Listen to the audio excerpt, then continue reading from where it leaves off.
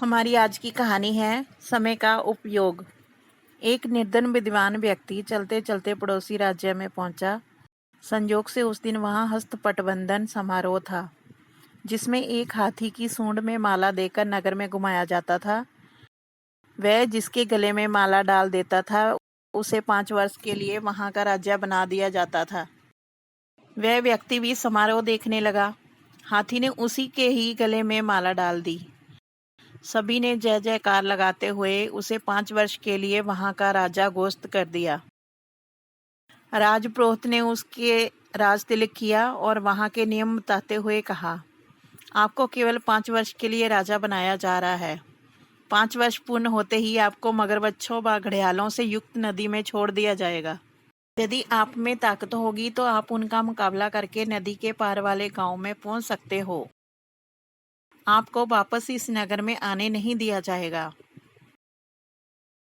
वह निर्धन विद्वान व्यक्ति तो शहर ही गया, पर उसने सोचा कि अभी तो 5 वर्ष का समय है, कोई उपाय तो निकल ही जाएगा।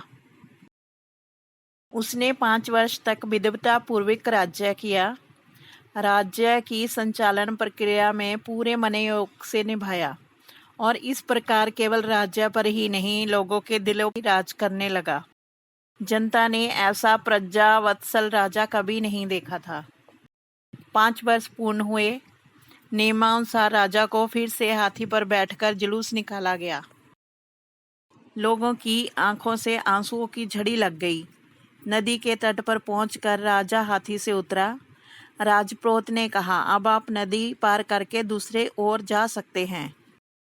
अर्शुपूर्वक विदाई समारोह के बीच उसने कहा, मैं इस राजा के नियमों का सम्मान करता हूँ, आप मुझे आज्ञा दें। जैसे ही राजा ने नदी की ओर कदम बढ़ाए, लोगों ने अपनी सजल आंखों को ऊपर उठाया।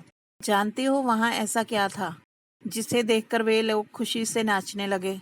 नदी पर इस पार से उस पार तक राजा के द्वारा बनवाया एक पुल था, जिस पर राजा शांत भाव से चला जा रहा था, नदी के उस पार वाले सुंदर गांव की तरफ।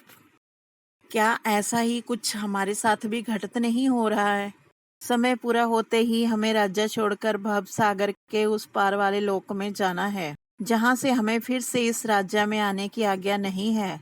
यदि हमने धर्म ध्यान का पुल नहीं बनाया तो हमें भी मगरमच्छों व घड़ियालों से युक्त नरकों में डाल दिया जाएगा और हम उनका ग्रास बन जाएंगे। और अगर हम शांत भाव से भव सागर के उस पार वाले लोक में जाना चाहते हैं तो अभी से वह पुल बनाने की शुरुआत कर देनी चाहिए, क्योंकि आयु काल पूरा होने के बाद तो निश्चित ही जाना है।